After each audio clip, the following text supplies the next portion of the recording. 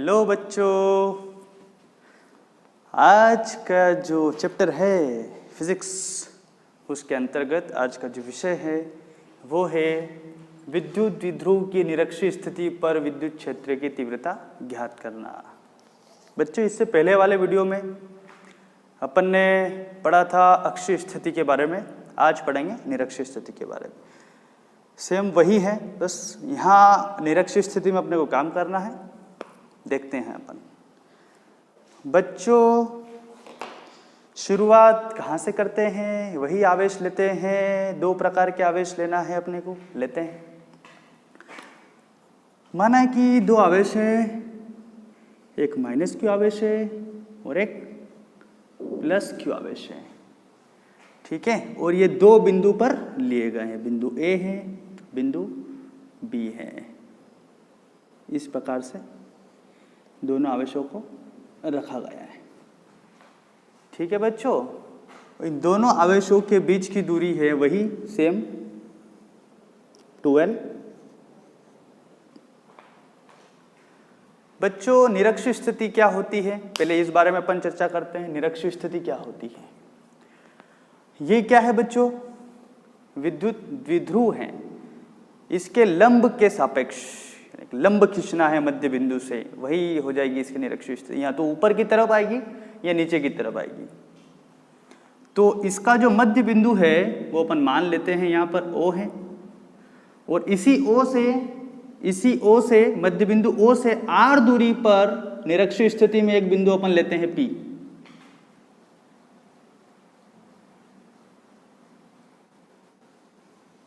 ये निरक्षीय स्थिति में एक बिंदु लिया अपन ने P, और ये R दूरी पर है, ठीक है बच्चों। आया समझ में? दोनों पॉइंट को मैं मिला लेता हूं, इससे इसको मिलाया और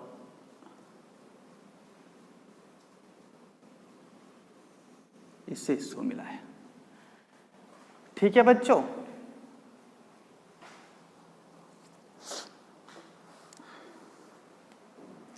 ये पूरी 2L है, तो ये यहां तक L और ये इतनी L हो जाएगी, लिख देते हैं।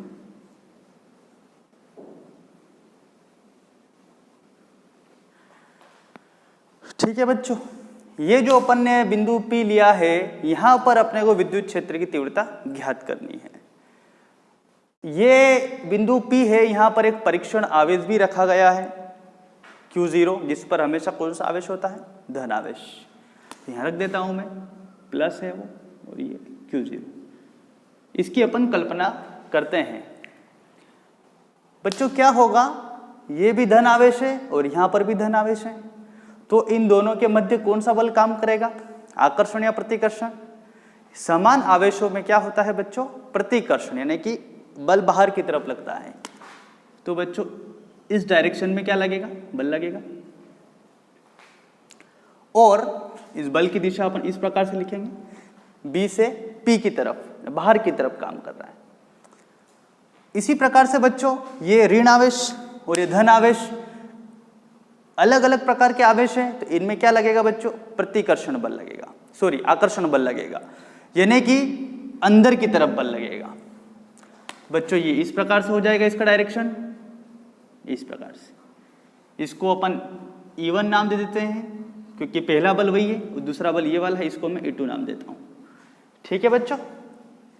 चित्र आपको अच्छे से समझ में आया होगा। दो आवेश लिए A और B बिंदु पर, एक पर आवेश है -Q, एक पर आवेश है +Q, दोनों के बीच की दूरी 2L है, और मध्य बिंदु O से R दूरी पर एक बिंदु अपन ने P लिया, और जिसकी दूरी है R है, और बिंदु जो B है, और यहाँ +Q आवेश के कारण यहां लग रहा है बल बाहर की ओर और यहां बल लग रहा है अंदर की ओर, ठीक है बच्चों। स्टार्ट करते हैं। बिंदु P पर +Q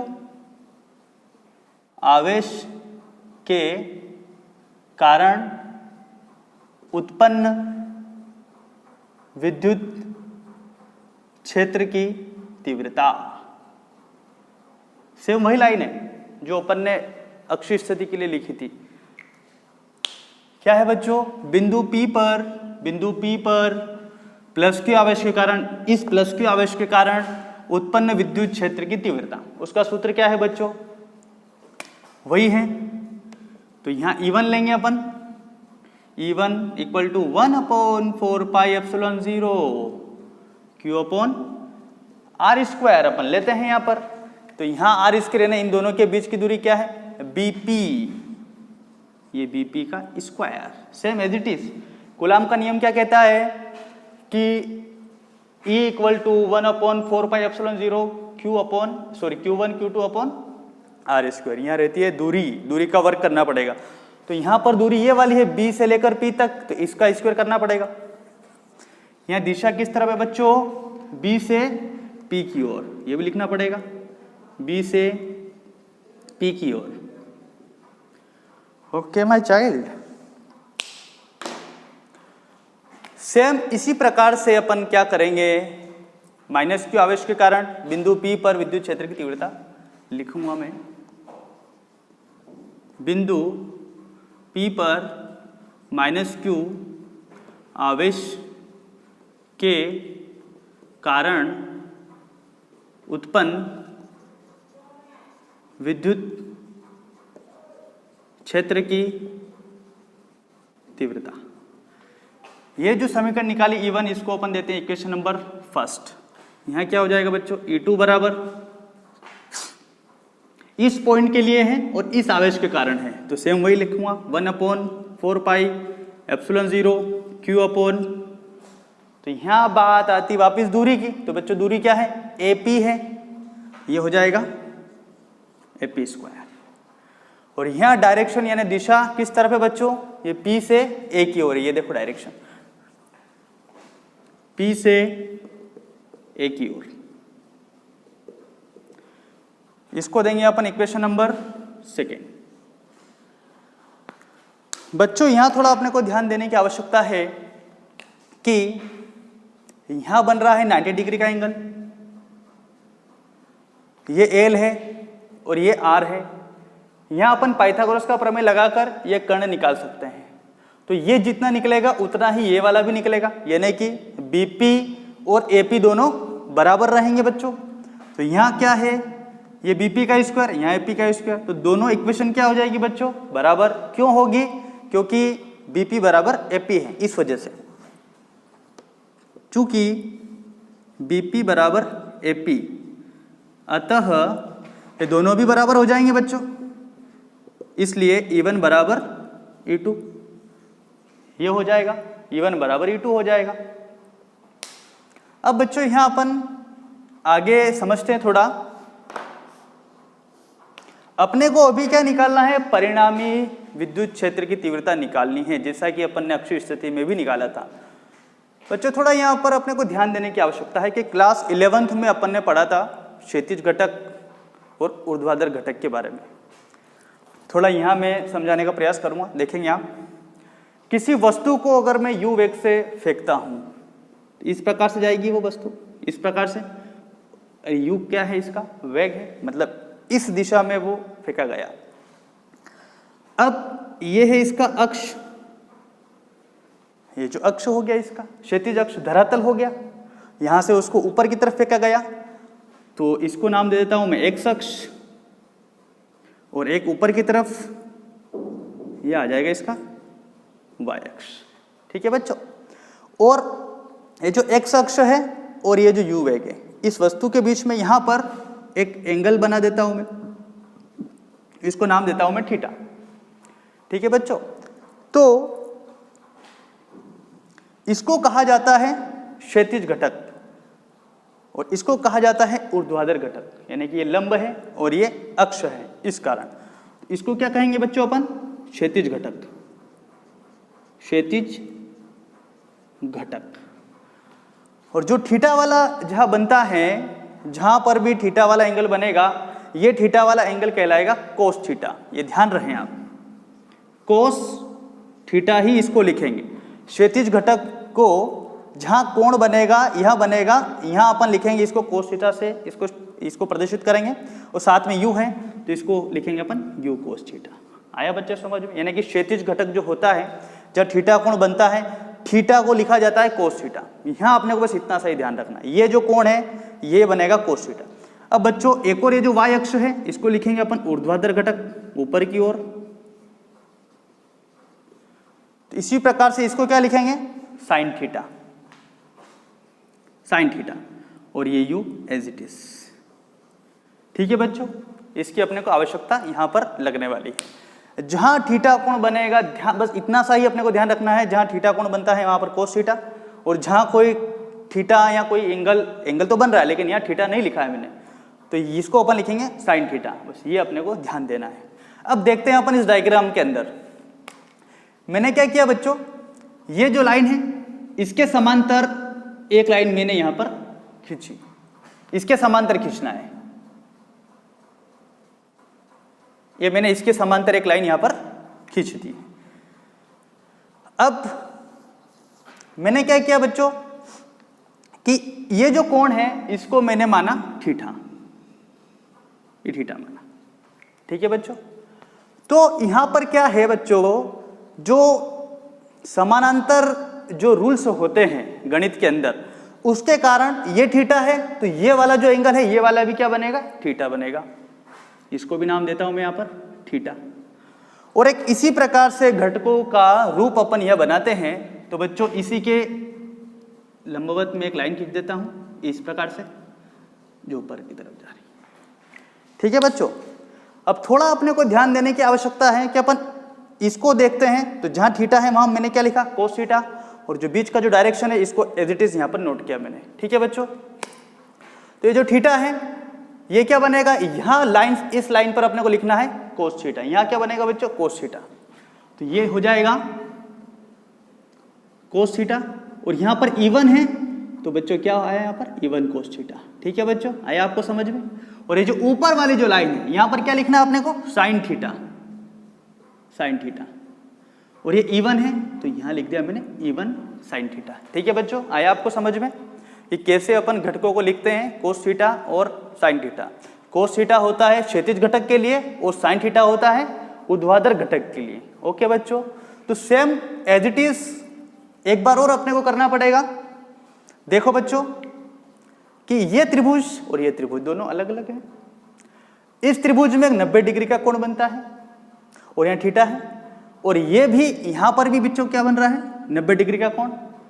तो बच्चों ये वाला त्रिभुज भी क्या हो जाएगा, समरूप त्रिभुज, दोनों एक जैसे सिमिलर। तो ये जो थीटा अगर यहां बन रहा है तो ऐसा कैसा यहां पर भी बनेगा, तो यहां पर कर देता हूं मैं theta as it is. Okay बच्चों, आ रहा है आपको समझ में।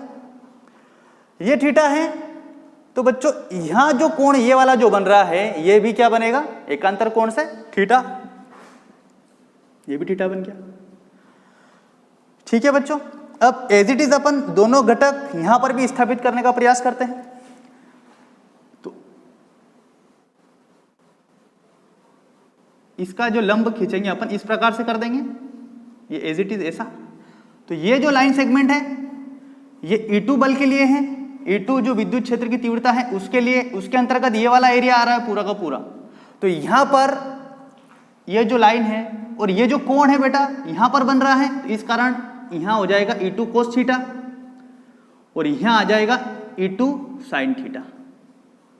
ठीक है बच्चों, आया आपको समझ में कैसे यहां पर कोस थीटा इसी लाइन पर E1 कोस थीटा है और E2 कोस थीटा है।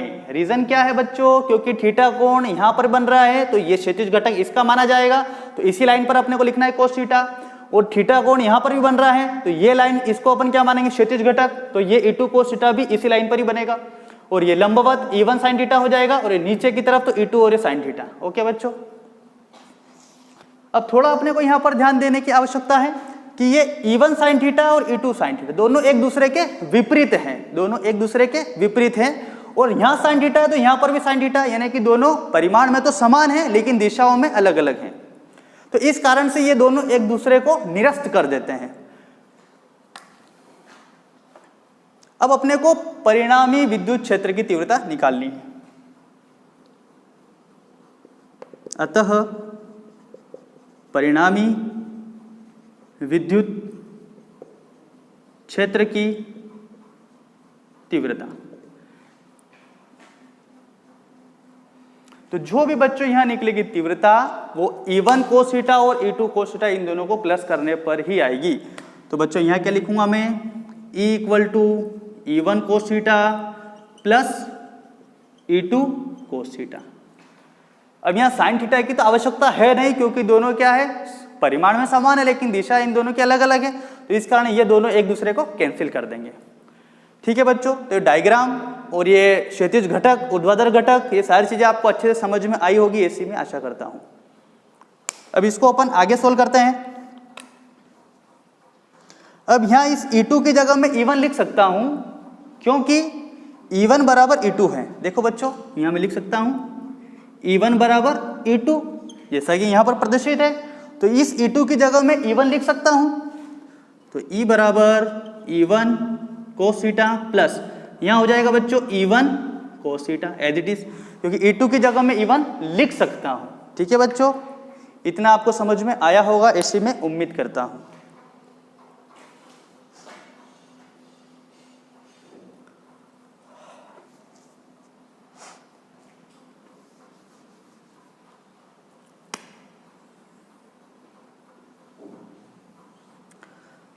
E1 cos theta plus E1 cos theta यानी कि दो बार यहां पर E1 cos थीटा है, तो बच्चों क्या हो जाएगा ये 2E1 cos थीटा, E बराबर 2E1 cos थीटा। ठीक है बच्चों, आया आपको समझ में? E1 cos थीटा और E1 cos थीटा दो बार है, तो बच्चों क्या हो जाएगा यहां पर 2E1 cos थीटा। अब यहां पर क्या करेंगे अपन, E1 यानी कि E1 ये रही E1 की वैल्यू, तो यहां E1 का मान रख देंगे अपन। E1 का मान रखने पर क्या हो जाएगा बच्चों 2 इंटू E1 की वैल्यू क्या है ये वाली, इसको रख देते हैं 1/4πε0 और Q/BP² इंटू cos थीटा आपका एज इट इज चल रहा है। बच्चों यहां पर अपन ने क्या किया, E1 की वैल्यू रखी, ये एज इट इज, दो ऐसा कैसा है, cos थीटा भी ऐसा कैसा है। बच्चों ये इक्वेशन तब ये सोल्व होगी जब अपने को BP का मान पता होगा और cos थीटा की वैल्यू पता होगी। ठीक है बच्चों,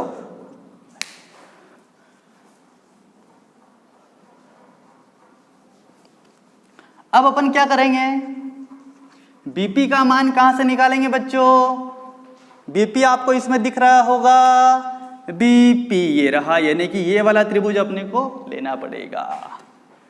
देखो बच्चों समकोण त्रिभुज POB में पीछे जाते हैं अपन, याद आता पाइथागोरस का प्रमेय, क्योंकि समकोण त्रिभुज में पाइथागोरस का प्रमेय लगता है, अपन लगा देते हैं पाइथागोरस के प्रमेय से। पाइथागोरस का प्रमेय अपने को पता है, कर्ण का स्क्वायर बराबर लंब का स्क्वायर प्लस आधार स्क्वायर। इस त्रिभुज में अपन देखते हैं तो कर्ण कौन सा है, सबसे बड़ी भुजा BP है, तो कर्ण का स्क्वायर यानी BP का स्क्वायर बराबर लंब का स्क्वायर यानी R स्क्वायर और आधार का स्क्वायर यानी कि L का स्क्वायर, तो ये हो जाएगा R square plus L square. आया बच्चों आपको समझ में? ये क्या है, कर्ण है, तो कर्ण का स्क्वायर हो गया BP का स्क्वायर, लंब है यानी R तो R का स्क्वायर, आधार है L तो L का स्क्वायर। ठीक है बच्चों, यहां अपन देखते हैं बच्चों कि अगर यहाँ ये आ गया अपने पास BP स्क्वायर का मान, BP स्क्वायर बराबर R square plus L square, या अपन इसको एक और स्टेप से जमा सकते हैं कि अगर मैं यहां से इसका स्क्वायर हटा दूं तो इस पूरे इक्वेशन पर क्या लगेगा बच्चों, क्या लगेगा, अंडर रूट लगा देते हैं, BP स्क्वायर बराबर under root R square plus L square.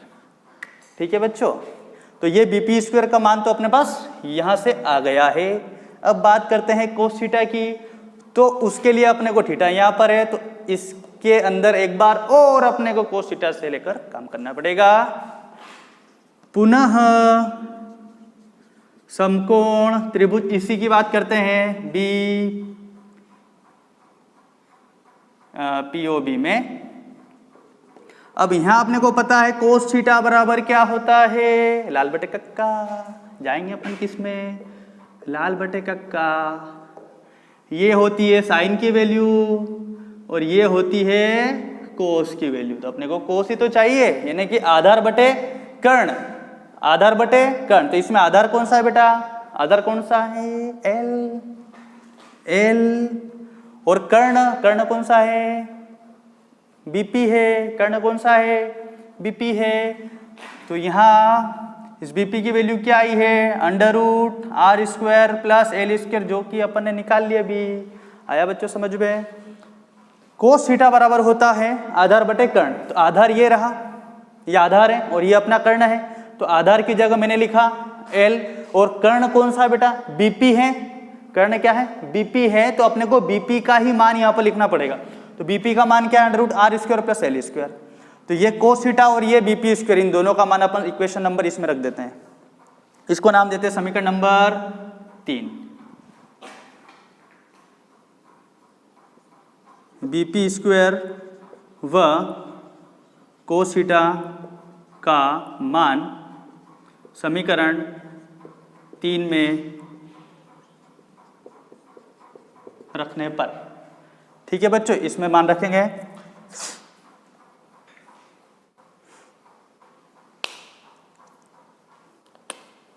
E बराबर 1 अपॉन E बराबर 2 गुणित 1 अपॉन 4 पाई एप्सिलॉन 0, ये तो ऐसा कैसा into Q upon BP square की जगह ये वाला मान, यानी कि R square plus L square. और कोस थीटा का मान क्या है? एल बटा under root R square plus L square. ठीक है बच्चों, इतना आपको समझ में आया होगा। ठीक है, अब इसको आगे हल करते हैं।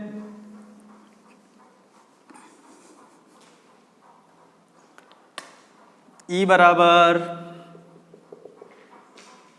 देखो बच्चों, 2QL, ऊपर ये 3 आइटम ही है तो तीनों का आपस में मल्टीप्लाई कर देते हैं, तीनों को एक साथ लिख देते हैं। 2QL तो 1 अपॉन 4 पाई एप्सिलॉन 0 इंटू, यहाँ क्या बचा ऊपर? 2QL। ठीक है बच्चों, अब बात करते हैं बेटा यहाँ पर R square plus L square, इसकी घात कुछ नहीं यानी कि क्या है? 1 है। इस पूरे की घात कुछ नहीं यानी कि 1 है। और ये क्या है? R square plus L square, और काय में बेटा? अंडर रूट में। अंडर रूट में कोई सी वैल्यू होती है यानी कि इस R square plus L square की पावर क्या है? 1/2। कोई भी वैल्यू अंडर रूट में होती है यानी कि वो आधी रहती है। तो इसको मैं थोड़ा यहाँ समझाने का प्रयास करूंगा आपको। यहाँ देखेंगे आप, ये वाली वैल्यू रखी है वहाँ पर, तो वैसे यही वाली, इसको अपन शॉर्ट कर देते हैं यहाँ पे। तो ये कुछ नहीं यानी कि इसकी पावर लिख सकते हैं 1/2, और ये 1 है। तो इन दोनों को आपस में मल्टीप्लाई करेंगे घातों का, तो इसकी घात 1 और इस पूरे की घात क्या है? 1/2। तो ये कितना हो गया? 1.5, 1/2 ऐसा हो जाएगा। तो 1.5 को अपन क्या लिख सकते हैं? 2 का गुणा 1 में करेंगे तो 2 एकम 2, और ऊपर की घात 1 है उसको जोड़ देंगे, ये हो जाएगा 3/2। तो बेटा इन दोनों की जगह खाली आप क्या लिखेंगे? R square plus L square की पावर 3/2। आया आपको समझ में? इसकी घात 1 है और इसकी घात आधी है। इसकी घात 1 है, इसकी घात आधी है, तो दोनों का गुणा होगा, सॉरी दोनों को अपन जोड़ेंगे तो 1.5 बनेंगे।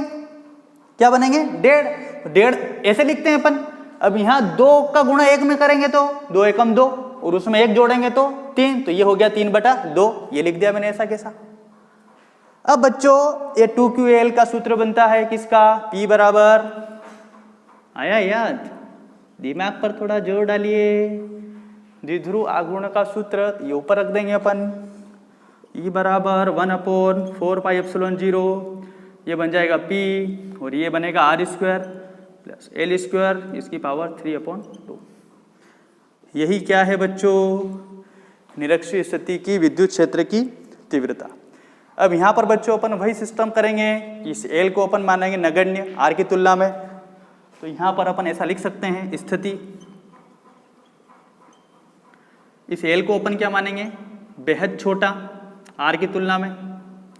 ऐसी कंडीशन बनेगी तो इस L को यहाँ से उड़ा देंगे।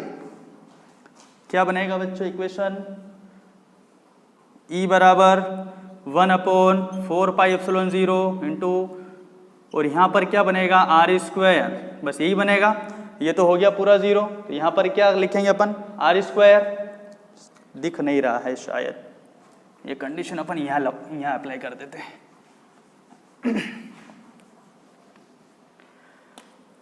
स्थिति क्या है, L छोटा है R से, तो L स्क्वायर भी छोटा होगा R स्क्वायर से। तो यहाँ इस पूरे की जगह अपने को क्या लिखना है, कुछ भी नहीं लिखना, ये जगह छोड़ ही देना है। तो क्या बनेगा E = 1/4πε0 P upon R square. इसको तो अपन ने मिस कर दिया, ये तो गया, खाली R स्क्वायर है और इसके ऊपर पावर तो रहेगी 3/2। ये 2 से 2 कैंसिल हो गया, E बराबर 1/4πε0 P, R की घात 3 ही बची बेटा यहाँ पर, R की पावर 3। इसका मात्र क्या है, न्यूटन प्रति coulomb. It is the answer. हाँ तो बच्चों निरक्षीय स्थिति हुआ कंप्लीट। समझ में आया होगा आपको कि नहीं आया? इसको आप बड़ा डेरिवेशन है और एग्जाम के पॉइंट ऑफ व्यू से वेरी वेरी आईएमपी है। इस वजह से अक्षीय स्थिति, निरक्षीय स्थिति हमेशा क्वेश्चन, ये दोनों ही क्वेश्चन एग्जाम में आते रहते हैं। दोनों की आप अच्छे से प्रैक्टिस करें। अब अगला वीडियो में लेकर आता हूँ एक नया जो क्वेश्चन है उसके बारे में अपन चर्चा करेंगे। जय हिंद।